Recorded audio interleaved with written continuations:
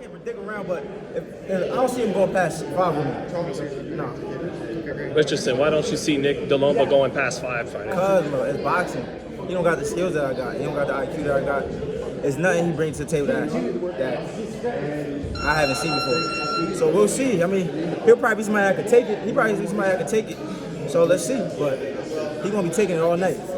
You were in a high-level fight last November here in Vegas. Right. How much better do you think? You think he on that kid level I fought last month? You personally? Because you a boxing career, I see you interview. You know about the sport. I gotta watch him, but just if I had to guess, no. Okay. If I had to guess, but I'm telling you, he'll whip my ass though. I'm telling you, right. But I mean, I just want to put on a show for the fans. That's it. Yeah. So, have you seen Nick Delomba fight before? I've seen a few of his fights. He got beat up by a guy that I used to outbox when I was like 16 years old. So that tell you something. Is he one of them come forward? Take I don't punches. know. I mean, the guy could be a come forward guy with you, but with me, it's a whole different animal. I'm only asking because would that style be best for you to show what you got? If he come forward, he's gonna be bringing to all night. Which I know that's like a game plan. But if it ain't, it don't matter. So how much better do you feel like you are now than you were even 3 months ago? Because of that skilled fight you talked about. I feel like I'm a lot better just because I went first time going 10 rounds. With a live opponent, and it was great work. How do you feel like your power's developing? Because they talk. Is there a transition you still going through from the amateurs? Definitely. Transition, sitting down my punches more, taking my time, picking my shots, just learning. I'm only telling you, there's a billion more performances I got to put on. What about hand speed, Richardson? That's what I'm born with. I'm blessed with that.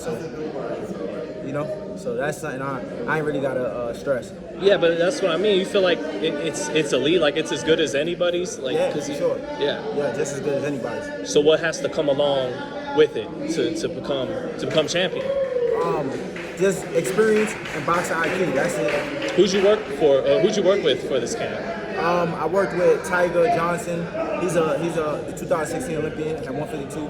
I worked with a few pros in my gym. Alex Vargas. I worked with Peter Dobson for this camp. A lot of fighters, a lot of big fighters in the New York area. A lot of good fighters. I had great work. You also get the thumbs up from champs, Tank and AB. Yeah. Talk to Tank before this fight about game plan, but just my coaches. Right. That's what we focus on. Yeah, well, you got Coach Kenny and you got Coach Andre Rozier too. You got both of them. Coach Lenny. And Coach Lenny. I know, my bad, Coach Lenny. My fault, man. I had seizures. But how have they been helping? Not just having Coach Lenny, but bringing Andre Rozier into camp too.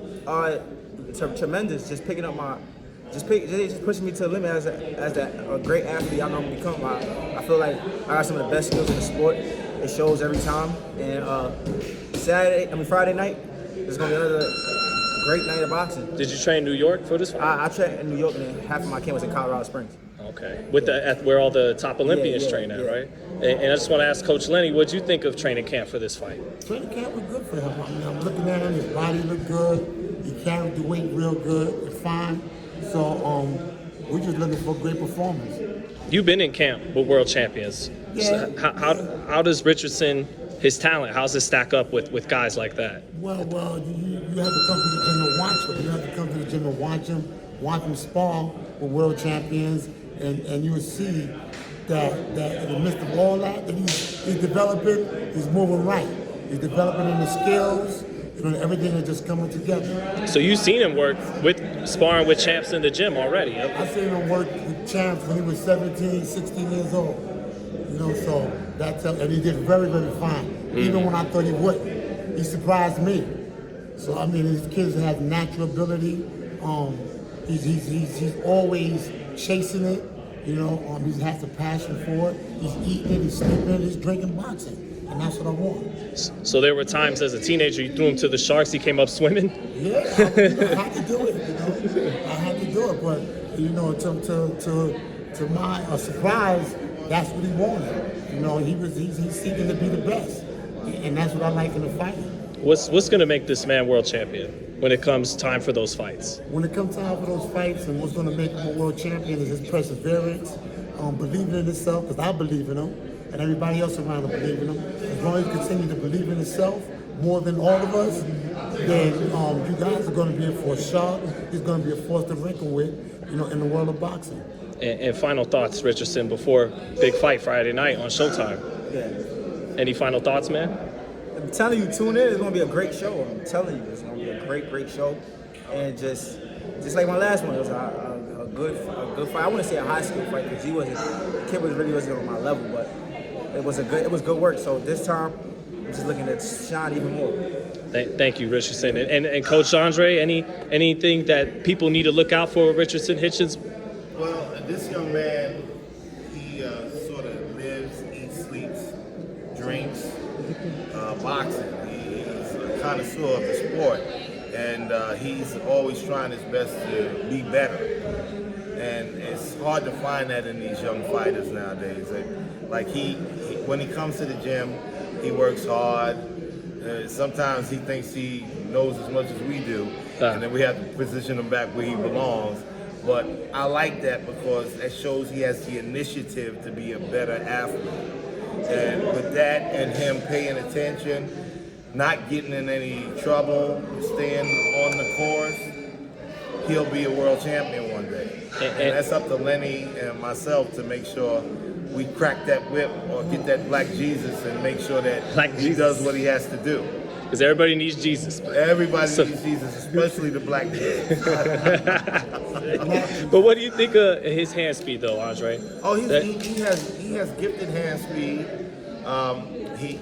He's settling down a little bit more. We trying our very best to make sure he plants a little bit more because he can really get guys in trouble if he follow through a little bit more. Sometimes you want to fire and get in the move of things, and you don't plant the shot as much as you could, and that's what we're working on with him now, so he can obtain those stoppages via TKO or via, as I call, the pity stoppage, when you just assaulted your opponent so much that the referee has to say that's it. So we're looking to make sure he does that, and we're taking it one step at a time. And do you see that same when you were coming up in Brooklyn and you saw Paulie and you saw Zab, you saw Jacobs? Is he of that caliber? You feel like that they were when they were his age? Oh, definitely. I mean, even more so because at least with regards to say like a Paulie loved boxing.